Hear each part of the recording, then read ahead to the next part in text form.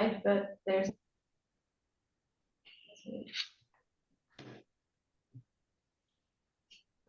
Morning and good afternoon, everyone. Thanks for joining to today's session from the Global Green Growth Week.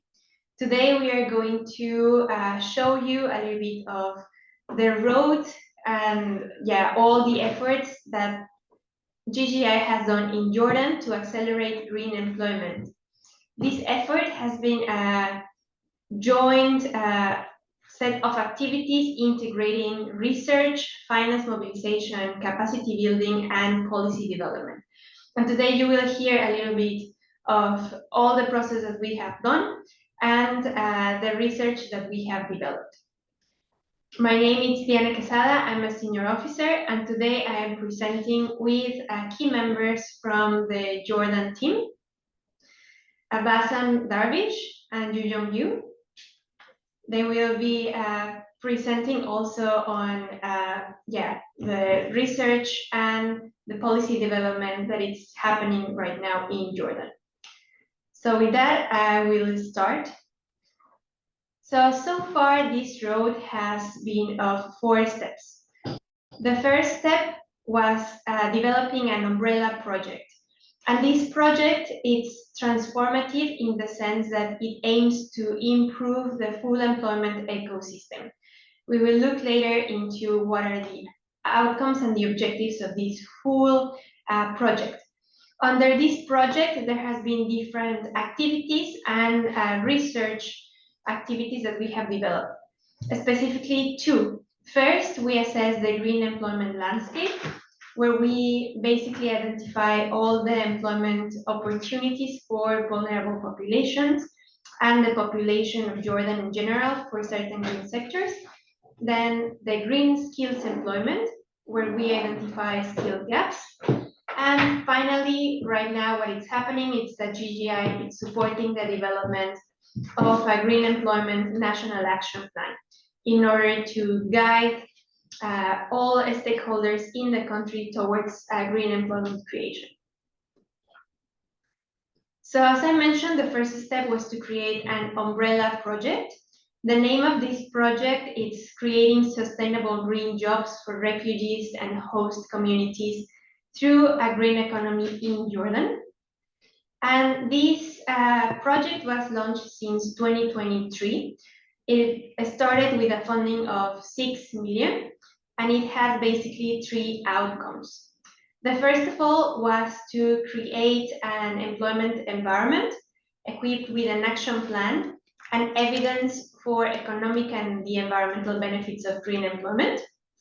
Then to enhance job seekers' employability in certain green sectors, either by developing their skills or by increasing their awareness to climate change.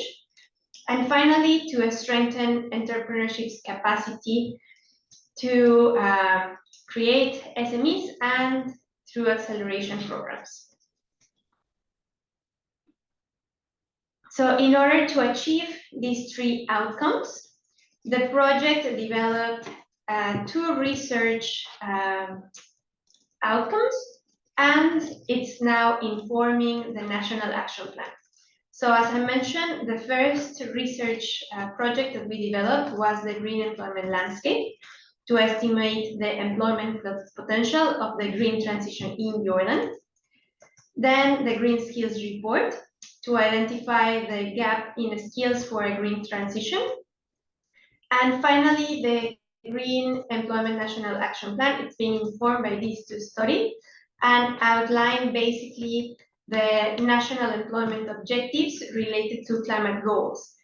And these somehow merge all other policy documents, such as the National Adaptation Plan, the National Determined Contributions, and the long-term mission and vision of Jordan. So with that, we will enter first into the main or basic study, the first one that was done for assessing the employment in Jordan. So this one was the green employment landscape. And this specific research report had 3 objectives. The first one was to estimate the gross number of green jobs that could be created by increasing investment in certain economic sectors. And these economic sectors were selected based on their ability to create green jobs. These were energy, water supply, transport, agriculture, construction, waste management, and accommodation. The second objective of this report was to examine the levers and the challenges that vulnerable populations in Jordan had in order to enter or to remain in the labor. Sorry, you are muted, Diane.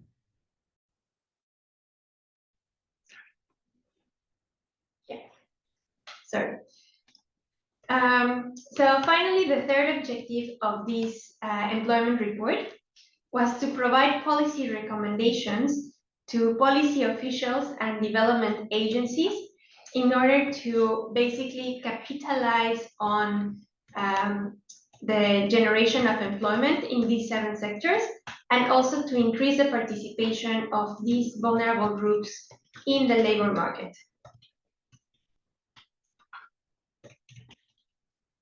As I mentioned, we focus on women, refugees, and youth from 15 to 30. And this is because most of the climate policies in the country already covered or select these groups as vulnerable. And we see in the employment landscape of Jordan that these groups are underrepresented. This report also considered employment opportunities and decent work for other workers that are in high risk during this green transition. For example, not so green activities towards greener activities. And also workers that are highly affected by the negative consequences of climate change. For example, agricultural workers, which have to spend a lot of hours outside in a climate that is getting warmer and with more extreme events. So I will not bore you a lot with the details of the research. I will just let you know very fast the approach that we follow. We follow an approach that is called following the money approach, that basically estimates green employment. And the phrase following the money refers to using the information on the flow of investments under different economic sectors, like, for example, waste management, to understand their impact in employment. So the following the money approach, it's applied within the framework of an input-output macroeconomic analysis, and basically allow us to understand the interdependencies between the different economic sectors. As you know, each industry within the economy relies on other industries to supply inputs and to further do processing. For example, if we increase investments in agriculture, we do not only increase jobs in agricultural production, we will also increase jobs in developing fertilizers or the use of chemicals in the chemical sector. So the approach will allow us to estimate not only direct jobs, but also indirect jobs and induced jobs by understanding these interdependencies of the economy. We also consider that when you make an investment, you make 2 types of employment. Basically, the temporary jobs that are, for example, jobs in construction, or jobs that will be only during the initial investment phases. These are for planning, for construction and installation, or for distribution. And you also have permanent jobs. These are going to be long-term. And these jobs, we are talking about operation and maintenance. And I give you an example. During the investment of an energy power plant, in order to build the power plant, you will first create temporary jobs, and later you will create permanent jobs. This study basically compares two scenarios, a business as usual scenario and a greening scenario. The business as usual, it's basically considered that there will be no additional investments to the ones that were already accounted for in the country, in Jordan. And the greening scenario considers different projects that we know will enter into pipeline in the future in the 7 sectors that we are assessing. I will quickly let you know the results that we came up with. We can say for certain that increasing green investments will accelerate the progress towards the economic vision of the country and towards its own national goal of creating 1 million jobs by 2023.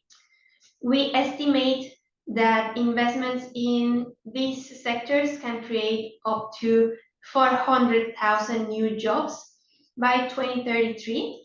From those, at least 100,000 jobs will be direct jobs, and we estimate that women can take up to 69,000 and youth 83,000 of those jobs. We also consider that the water supply and transport sectors have the highest potential to create new jobs, and this is because these sectors will require the highest investments in order to transition towards a green economy. We consider that over 50% of the new jobs that will be created are going to be within the formal economy, so we will encourage an inclusive growth. The direct jobs that will be created represent an increase of 51% over the business as usual scenario. So that's basically an employment lift up for the country. And we consider that in order to capitalize on these green jobs, for example, in sectors that are mostly green already, there needs to be an emphasis on closing on the skills gap, which will be the next study that we will see. Finally, I will let you know some of the policy recommendations that we are providing in this report. We are providing recommendations to capitalize on the full potential for employment. The first one will be securing finance for labor programs to basically support the labor programs that already exist in the country, but to put them long term. And this can be done through several activities. Here you just see some examples, for example, integrating educational or green skills training components into developing bankable projects. The second recommendation would be to continue advancing on human capital skills, basically to reduce the underemployment in certain sectors of the economy. We are providing the recommendation to improve the labor statistics because we know that what cannot be measured cannot be improved. So we saw quite a big gap on that. And greening sectors with the high share of informal workers. For example, the waste sector, the construction sectors, and that leads to more collaborative approaches. In that same line, we are proposing to focus on community-based green employment initiatives to enhance the access of information regarding green jobs for youth employment, which is, we identify one of the main barriers for them to enter the labor market, the lack of information or this information disparity.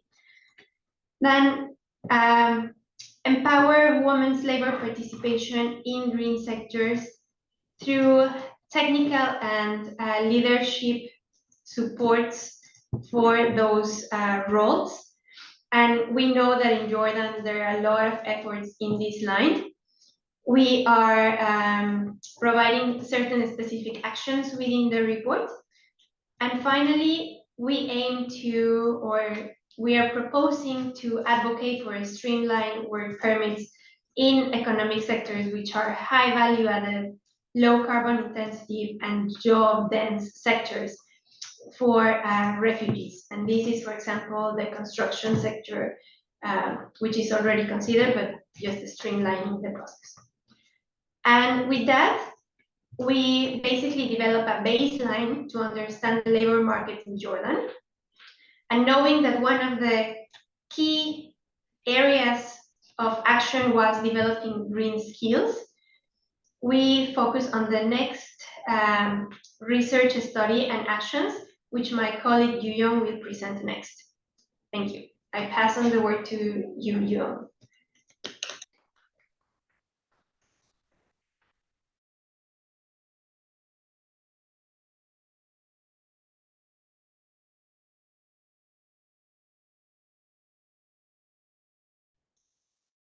Thank you, Diana.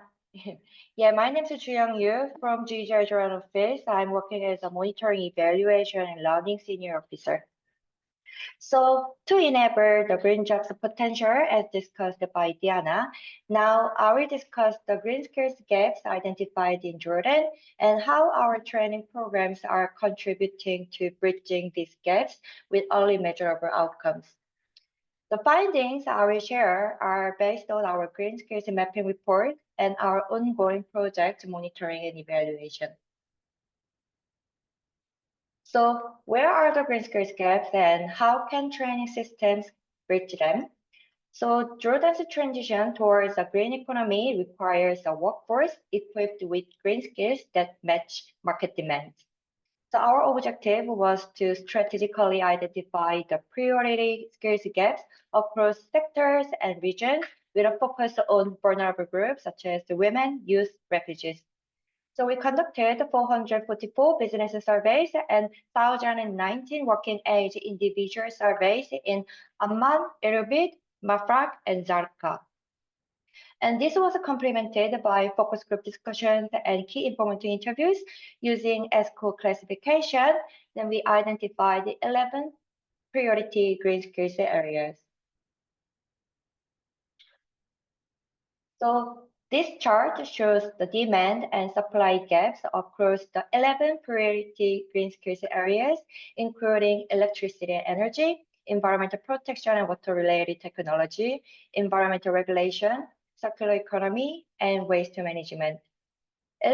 Electricity and energy show the highest demand but lowest workforce supply in Jordan. And it's not here, but in our detailed analysis under ESCO Level 3, current demand centers on energy efficiency, future demand focuses on renewable energy and circular economy, and for the green transition demand, it emphasizes energy efficiency and water consumption. And this indicates a clear action for market-aligned training that can quickly build technical green skills in these high-demand areas. Also, our findings highlight important inclusion gaps. First, gender gaps remain significant. Women have much lower proficiency in technical green skills like energy, waste, and water technologies. Also, youth face barriers due to their limited hands-on experience, showing some need for more internships and apprenticeships opportunities. And also refugees could be seen in the green sectors, but they face restricted access to formal training. And this insight guided us to design training that is inclusive and accessible, especially for these groups. So in response, GGGI has been delivering market-aligned green skills training along with career support such as CV writing, interview, and job matching support. So far, we have trained over 2,000 beneficiaries, 59% of women, 70% of youth, and 43% of refugees, reinforcing our commitment to inclusion. Also, technical training covers climate smart agriculture, also environmental awareness, solar PV, energy efficiency, heat pumps, even hybrid vehicles, and grey water recycling, directly targeting the areas with the highest demand gaps. And our follow-up evaluation shows some evidence of the short-term impact.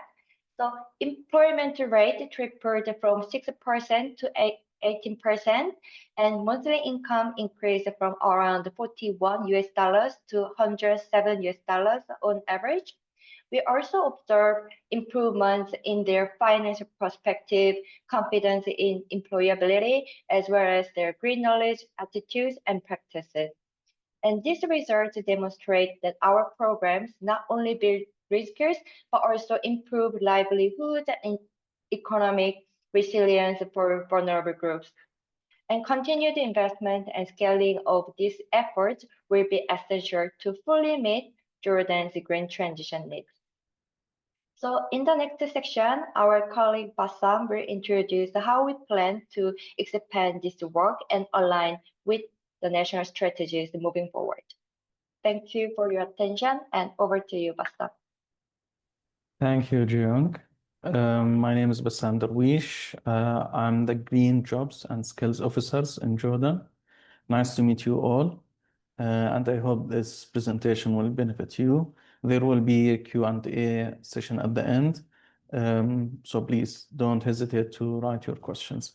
Now I'm going to present the GNAP process, which is still ongoing. So we are still in the phase of working on it.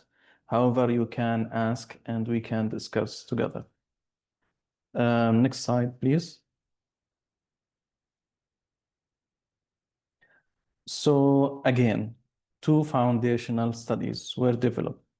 These studies, they are the Green Employment Report and the Green Skills Report. They are to inform Jordan Green Employment National Action Plan. And then here I am going to call it GNAP, just to ease because it's really long. These two reports actually did provide critical insights into the green job creation and skill development, which is cornerstone for the GNAP. We have seen both studies from Diana and Jung, first from Diana about the quantification of the employment potential in Jordan, which is really something to invest in.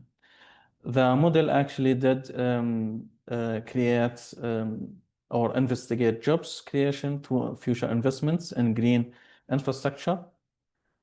And we did identify high potential industries for sustainable growth and workforce expansion.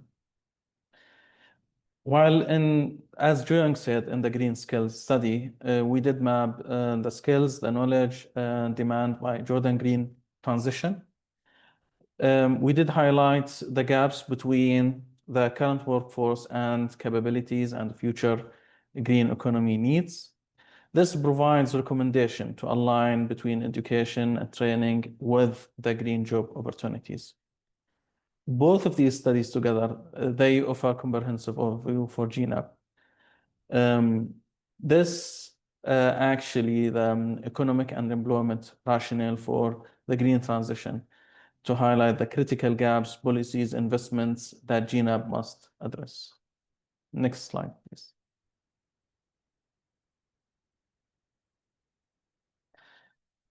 Now that we have understood the background of GNAP from the two studies and also how we did work on it within our project, now we want to understand what is exactly GNAP. What do we mean by GNAP? So GNAP, by its form, is a structured approach to do what? For creating green jobs and employment. To address what? Labor, supply, and demand issues. These issues are hindering or barrier for the green employment. While also we establish measures to ensure the implementation of these actions. The GNAP actually does not come from void. It builds on the key national economic and environmental strategies. For example, the GNAP builds on the NDC, as mentioned before, also the economic modernization vision. And we already in GGGI, we have developed the national green growth plans, which actually main contributor to the green employment. We need to understand that from the EMV, the economic modernization vision, there is a huge goal of 1 million jobs. But we need to make sure that from these 1 million jobs, some of them, most of them, hopefully, will be green jobs. Next slide, please. So the GNAP 4 core objectives are, as you can see, first of all, deliver a 5-year GNAP. So this is what we need to deliver. This is our outcome here as a project implementer. But this GNAP should be government endorsed roadmap that include all stakeholder views, opinions, and actions. However, we need to prioritize because the action list will be tremendous, will be humongous. So what we can do is actually gather them together, and then we move with a priority evidence-based actionable interventions. So this is what prioritize mean. Also, an action plan without monitoring is just a plan. So we need to have monitoring. And here we are going to develop an MRL framework.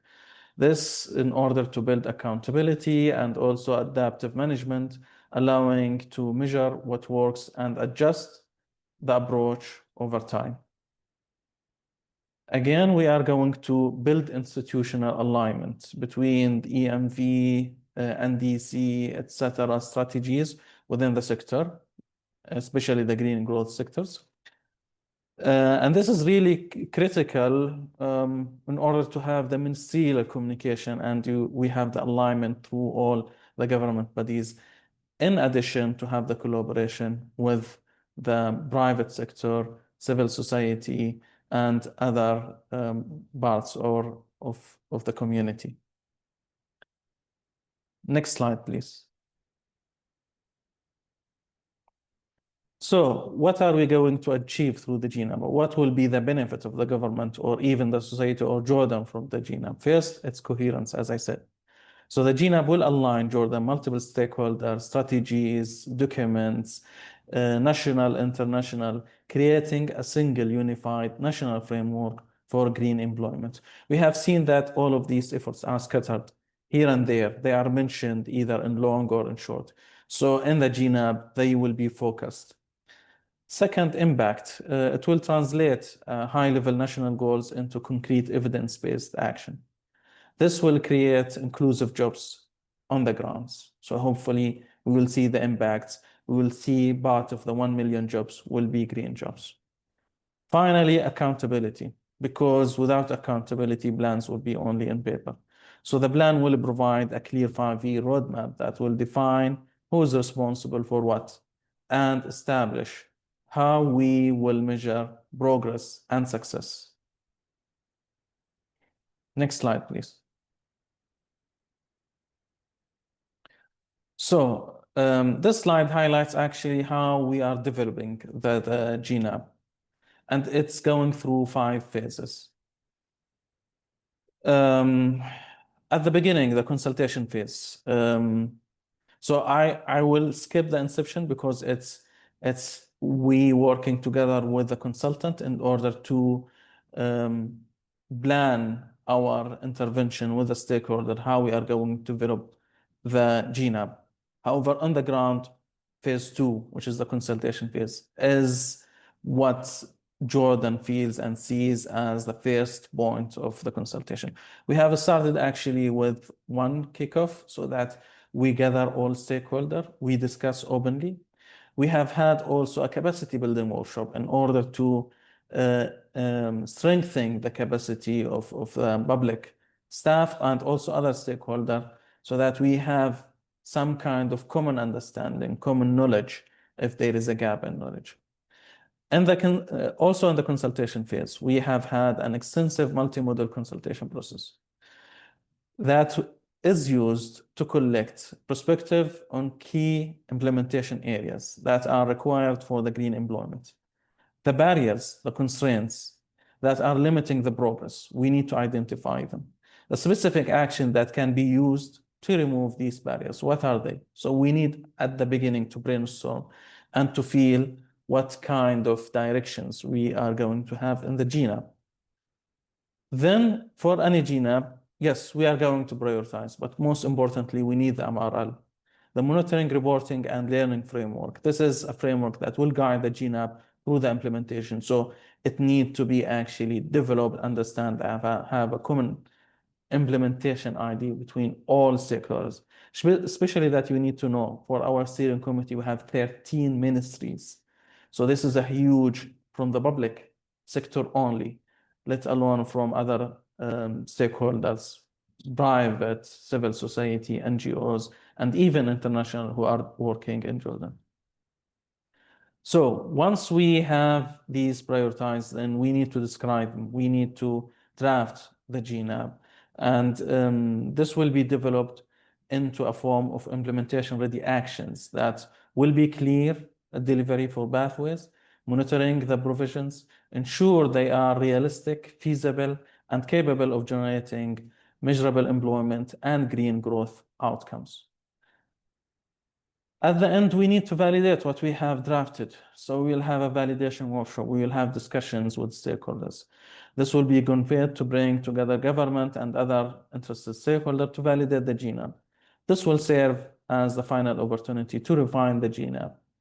After that, then we will have the finalization, and hopefully we can publish it next year, inshallah, very soon. So, next slide will be thank you, but before going to thank you, I would like to say that we are still in progress of the GNAB. We have come a long way from the green employment, the green skills report, and now we are going with our stakeholders, with the consultation to develop the GNAB. It's not an easy or simple way of implementing, and every country have their own tailored way of implementing it. Hopefully, we will have next year another workshop, and I will tell you about the results, and I will show you how we have successfully developed the GNAB, and then the government of Jordan will implement it. So, Diana, if you want to say anything else, or we can go forward to the Q&A. I believe we can go to the Q&A. Yeah. Feel free to speak up or write your questions in the chat. Okay, while the participants write their questions, I see there is one question from Asani, if I'm not mistaken, about how can jobs be created across the waste management value chain. So my answer will be in general, how can jobs created in any sector? There should be an economic basis for it. Without economies, without benefit, no one will work. However, I feel that we have common, let's say, practices related to waste management, which is that it's individual based, it's not organized, it's implemented by vulnerable, let's say, community members. And in here we need, first of all, to have discussion, communication with these individuals, organize them in a respectful, trustful way, because they will fear, because they are the most vulnerable part of the community.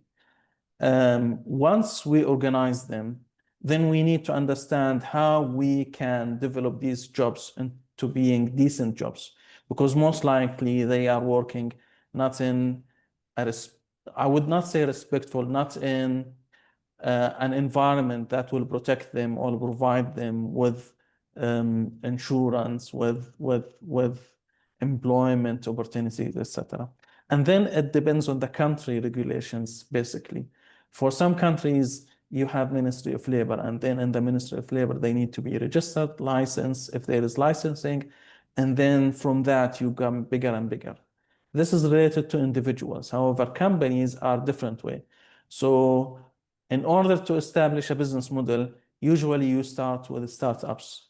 They develop their business model, and then they see the value in how to create, let's say, a business. And from there, job creation will normally come to exist. Hopefully this answered your question, but feel free to follow up with another. Yeah, sure. So I can add some answers yeah, to Asani's question. And yeah, I really appreciate your question, Asani. So actually, when it comes to job creation in the waste management, yeah, it can occur by leveraging some opportunities at each stage, because as you mentioned, the waste management has got its own value chain stage. So each stage can generate the different employment types by through some targeted investment and training and with some innovation. And if I can provide some examples per each stage, like maybe it can start from waste collection. So when it comes to waste collection, because when it comes to waste collection, it requires high labor demand because of its job's nature, its manual and the logistical nature of the work. So we can have waste collectors and drivers and also equipment operators. And when it comes to sorting and separation, also it's high manual is required. So like sorting operators, also equipment maintenance as well. And then we will have another value chain, recycling and upcycling. And we will require more skilled and semi-skilled workers. So we can provide some generic and specific green skills training here. And also disposal and treatment, this stage will also require some jobs.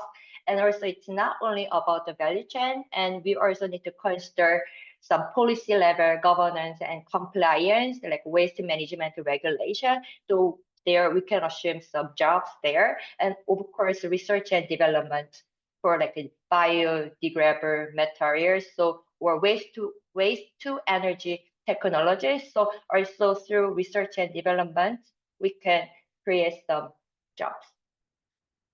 Thank you. In the chat, we have another question. Potentially, you can take this one. It's about the trainings and the workforce development. So the question is, what is the role that the technical education teachers, basically the TVET teachers, have taken for the development of the workforce and the green skills demand?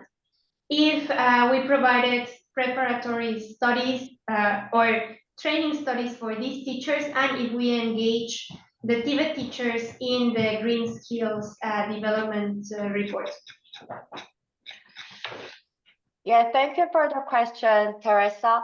Yeah, actually, the reason why we did this study is to provide some insights for the TVET education actors, because they are the one who develop the training materials, and also they play the key role to deliver such a training.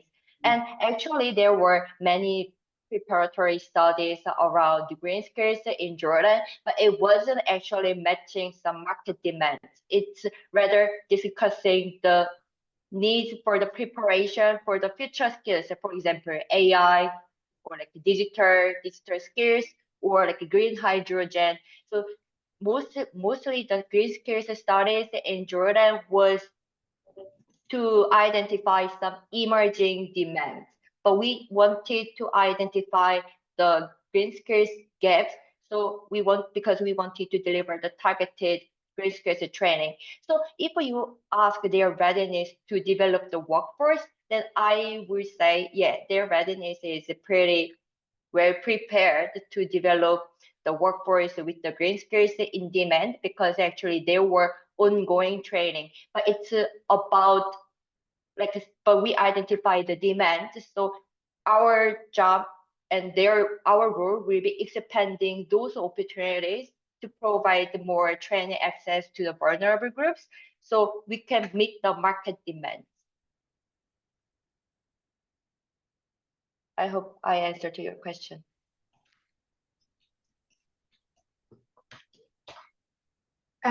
Yep, I see another one. Potentially, this one's for Bassam or anyone in the Jordan team. And the question is, what is the experience on measuring results of the training programs and overall Jordan efforts in communities where data collection is a challenge?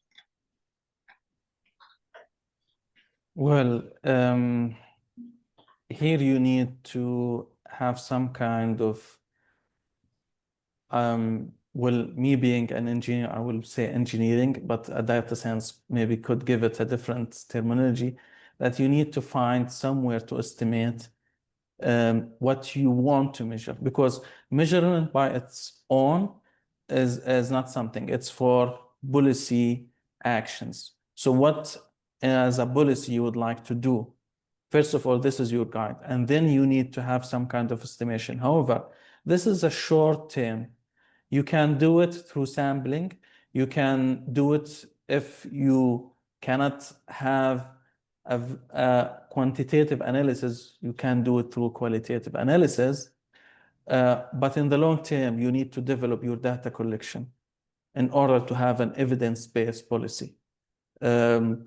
We have this in Jordan, and we try to find some kind of workaround in order to inform the policymaker how and where to develop your either the training or any other kind of policy. So data is something that you would love to have, but most likely in developing countries, there is an absence of enough data or sufficient data to have an evidence-based. So work between short-term and long-term, try to find some solution, and then while you are working in that solution, you should develop your database. I think this is about some discuss the macro level, so I can discuss the micro level when it comes to our project, because we are delivering the 10 different types of the green skills training, and we measure the results by asking the surveys, which is quantitative approach, but also we conduct some key informative interviews and focus group discussions. We also capture some results, positive outcomes through our project. So when it comes to survey, we measure, I already presented our employment rate increase and also income, monthly income and employment rate, and also their green knowledge, attitude and practice, financial perspective, and also confidence. And we ask the survey in the beginning, before our intervention, and also after our intervention, and also we conduct the follow-up survey. And because we do the data collection with our very actively engaging the beneficiaries, so actually data collection isn't a massive challenge in the Jordan context. So yeah, it's a pretty doable. And then using this like a quantitative and qualitative approach, we capture and we measure our short-term results.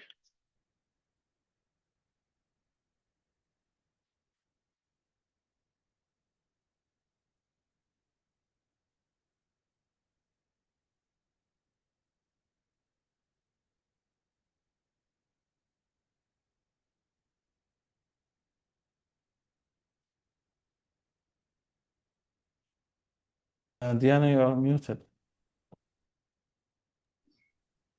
Sorry, we have two more questions related to the HENAP. So the first question is if it will be focused on all economic sectors, or it will highlight certain specific sectors like the textile, which is already driving the economic vision of Jordan.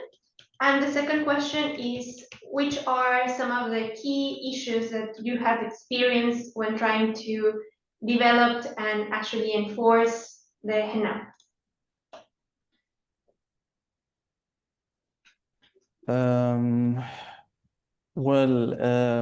We did not implement anything in the GNAP, so I will answer related to develop. You have multi-stakeholder, multi-level agenda, and also you have different objective ambitions. So how to bring all of these into one? This is still a challenge that we would like to implement. So it's not about we have issues of what we would like to do.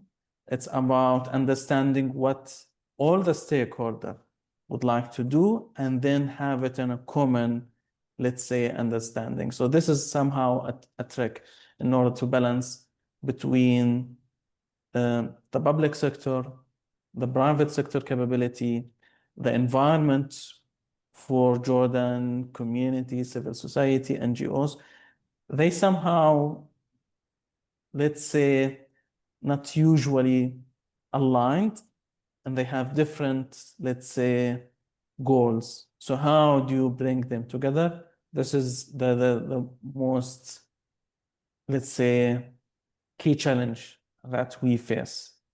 Hopefully we will succeed.